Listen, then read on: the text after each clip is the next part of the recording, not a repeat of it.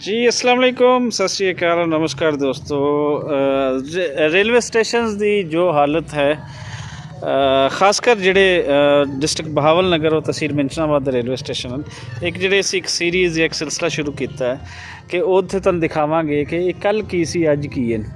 ਸੋ ਇਸ ਟਾਈਮ ਅਸੀਂ ਪਹੁੰਚੇ ਹਾਂ ਮੰਡੀ ਸਾਦਿਕਗੰਜ, ਜਿਵੇਂ ਕਿ ਤੁਸੀਂ ਵੀ ਦਰਮਿਆਨ ਦੇ ਵਿੱਚ ਦੇਖ ਵੀ ਰਹੇ ਹੋ ਕਿ ਤੁਹਾਨੂੰ ਕੁਛ ਨਜ਼ਰ ਵੀ ਆ ਰਹੀ ਹੈ ਕਿ ਮੰਡੀ ਸਾਦਿਕਗੰਜ ਦਾ ਰੇਲਵੇ ਸਟੇਸ਼ਨ ਆ ਕੇ ਤੇ ਇੱਥੇ ਸਾਨੂੰ ਜਿਹੜੀ ਥੋੜ੍ਹੀ ਖੁਸ਼ੀ ਹੋਈ ਉਹ ਇਹ ਹੋਈ ਕਿ ਇਸ ਦੀ ਹਾਲਤ ਕਾफ़ी ਬਿਹਤਰ ਹੈ। ਇੱਥੇ ਆਈ ਥਿੰਕ ਲੋਕਾਂ ਦਾ ਆਣਾ ਜਾਣਾ ਹੈ, ਲੋਕ ਆਉਂਦੇ ਨੇ, ਸਾਫ ਸੁਥਰਾ ਹੈ। ਇਸ ਦੇ ਨਾਲ ਹੀ ਪੁਲਿਸ ਚੌਕੀ ਹੈ, ਸ਼ਾਇਦ ਇਸ ਦੀ ਵਜ੍ਹਾ ਤੋਂ ਵੀ ਪੁਲਿਸ ਚੌਕੀ ਵਾਲੇ ਕੋਈ ਇਸ ਦੀ ਸਫਾਈ ਕਰਵਾ ਦਿੰਦੇ ਨੇ ਔਰ ਇਹ ਬਹੁਤ ਬਿਹਤਰ ਹਾਲਤ ਦੇ ਵਿੱਚ ਇਸ ਟਾਈਮ ਹੈ। ਲੇਕਿਨ ਗੱਲ ਇਹੀ ਹੈ ਕਿ ਇਸ ਦੀ ਹਾਲਤ ਜਿਸ ਲਈ ਇਹ ਬਣਾਇਆ ਗਿਆ ਸੀ ਉਹ ਸਾਨੂੰ ਇਸ ਵੇਲੇ ਕਿਤੇ ਇਸ ਪੂਰੇ ਟਰੈਕ 'ਤੇ ਰੇਲ ਚੱਲਦੀ ਹੋਈ ਨਜ਼ਰ ਨਹੀਂ ਆਉਂਦੀ। ਬਾਹਰ ਦੇ ਮੰਜ਼ਰ ਵੀ ਤੁਹਾਨੂੰ ਦਿਖਾਉਂਦੇ ਹਾਂ, ਪਹਿਲੇ ਅੰਦਰ ਦੇ ਮੰਜ਼ਰ ਦਿਖਾਉਂਦੇ ਹਾਂ। ਇਹ ਸਾਰਾ ਸੇਮ ਉਹੀ ਡੇਟਸ ਹਨ 1890 ਤੋਂ 95 ਦੇ ਦਰਮਿਆਨ ਇਹ ਸਾਰੇ रेलवे स्टेशन बने। और मंडी सादिकगंज काफ़ी एक तारीखी मंडी है, टाउन है, चूँकि पूरा एरिया एग्रेरीयन एरिया है। और इस एग्रेरीयन एरिए ਦੇ ਵਿੱਚ ਅਸੀਂ ਅਗਰ ਦੇਖੀਏ तो ਲੋਕਾਂ ਦਾ ਆਣਾ ਜਾਣਾ, ਉਹਨਾਂ ਦਾ ਜਿਨਸਾਂ ਲੈ ਕੇ ਅੱਗੇ ਪਿੱਛੇ ਜਾਣਾ ਉਹ ਮੰਡੀ ਸਾਦਿਕਗੰਜ ਹੀ ਇੱਥੇ ਹੁੰਦਾ ਸੀ। ਔਰ ਮੰਡੀ ਸਾਦਿਕਗੰਜ ਦਾ रेलवे स्टेशन एक भरपूर ਮੁਸਾਫਰਾਂ ਨਾਲ ਭਰਿਆ ਹੋਇਆ रेलवे स्टेशन ਸੀ। ਇਹ ਹੈ ਮੰਡੀ ਸਾਦਿਕਗੰਜ रेलवे स्टेशन ਦਾ ਟਿਕਟ ਘਰ। ਔਰ ਟਿਕਟ ਘਰ ਤੋਂ ਜਿਹੜਾ ਅੱਗੇ ਹੈ ਕਿਰਾਇਆਨਾਮਾ, ਇਹਦੇ 'ਤੇ ਸਾਨੂੰ ਜਿਹੜੀਆਂ ਕੋਈ ਡੇਟਸ ਨਜ਼ਰ ਆ ਰਹੀਆਂ ਹਨ ਉਹ ਸਭ ਤੋਂ ਜਿਹੜੀਆਂ ਕਰੀਬ ਦੀਆਂ ਡੇਟਸ ਮਿਲਦੀਆਂ ਹਨ ਉਹ ਇਸ ਚਾਰਟ 'ਤੇ ਮਿਲਦੀਆਂ ਨੇ, ਇਸ ਬੋਰਡ 'ਤੇ ਮਿਲਦੀਆਂ ਨੇ। ਅਗਰ ਅਸੀਂ ਦੇਖੀਏ, ਮੈਂ ਤੁਹਾਨੂੰ ਥੋੜ੍ਹਾ ਜਿਹਾ ਕਰੀਬ ਕਰਕੇ ਦਿਖਾਵਾਂ ਅਤੇ ਇਹਦੇ ਵਿੱਚ ਇੱਕ ਤਾਂ ਗੱਡੀਆਂ ਦੇ ਔਕਾਤ ਹਨ, ਗੱਡੀਆਂ ਦੇ ਔਕਾਤ ਦੇ ਥੱਲੇ ਇਹਦੇ ਥੋੜ੍ਹਾ ਜਿਹਾ ਤੁਹਾਨੂੰ ਨਜ਼ਰ ਆ ਰਿਹਾ ਹੋਏਗਾ ਕਿਰਾਇਆਨਾਮਾ ਦੇ ਰਾਈਟ ਸਾਈਡ 'ਤੇ ਲਿਖਿਆ ਹੋਇਆ ਹੈ। ਇਹ ਤੁਸੀਂ ਦੇਖ ਸਕਦੇ ਹੋ, ਮੈਂ ਤੁਹਾਨੂੰ ਜ਼ੂਮ ਮਜ਼ੀਦ ਕਰਕੇ ਦਿਖਾਉਂਦਾ ਹਾਂ, ਕਰੀਬ ਹੋ ਜਾਣਾ। ਇਹਦੇ ਵਿੱਚ ਲਿਖਿਆ ਹੋਇਆ ਹੈ ਕਿ 21/10/2008।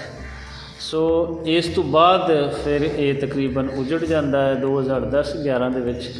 ਔਰ ਉਸ ਤੋਂ ਬਾਅਦ ਪੂਰੇ ਇਸ ਰੇਲਵੇ ਟਰੈਕ 'ਤੇ ਕੋਈ ਗੱਡੀ ਨਹੀਂ ਚੱਲਦੀ। ਅਤੇ ਜਿਵੇਂ ਬਾਕੀ ਰੇਲਵੇ ਸਟੇਸ਼ਨ ਉਜੜੇ, ਇਹ ਵੀ ਉਜੜਿਆ, ਇੱਥੇ ਲੋਕਾਂ ਦਾ ਆਉਣਾ ਜਾਣਾ ਘੱਟ ਹੋਇਆ। ਲੇਕਿਨ ਦੂਸਰਿਆਂ ਤੋਂ ਕੋਈ ਥੋੜ੍ਹੀ ਜਿਹੀ ਇਸ ਦੀ ਸਿਚੁਏਸ਼ਨ ਉਹ ਬਿਹਤਰ ਹੈ। एक खुशी की गल जी इस रेलवे स्टेशन पर नज़र आ रही है कि इत्थे हर चीज़ नूं उजाड़ा नहीं गया। कुछ लोग भले हैं जिन्होंने इसनूं बचाया, इसकी सफाई सुथराई का। और तुसीं देख सकते हो कि अजे तक वो बेंचिज जिन्हां ते मुसाफिर बैठते सन टिकट लैण तो बाद वो भी अजे बहुत बेहतर हालत दे विच हैं। और इन्हां दी करीब सफाई भी हुई है, नहीं कि कोई 2-4 महीने पहले दिन सफाई है, बहुत करीब दी इन्दी सफाई नज़र आ रही है।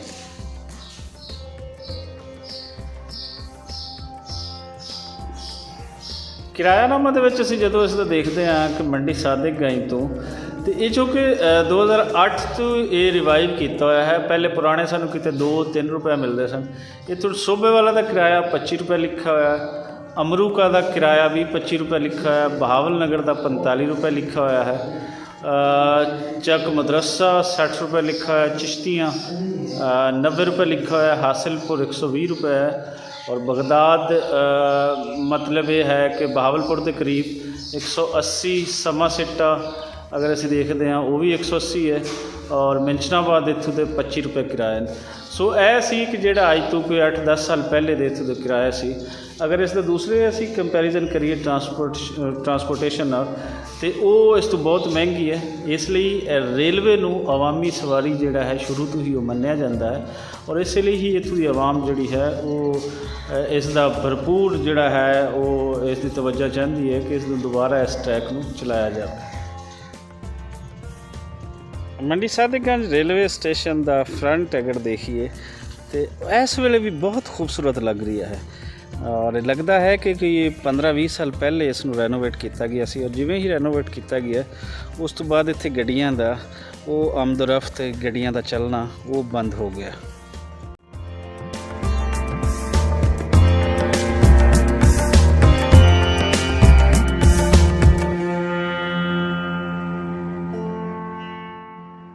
रेलवे स्टेशन का फ्रंट देख के सानू अज भी ये लग रही है जिवें हुणे कोई रेल गड्डी आनी है और इत्थे मुसाफिरां दी चहल पहल हो जानी है।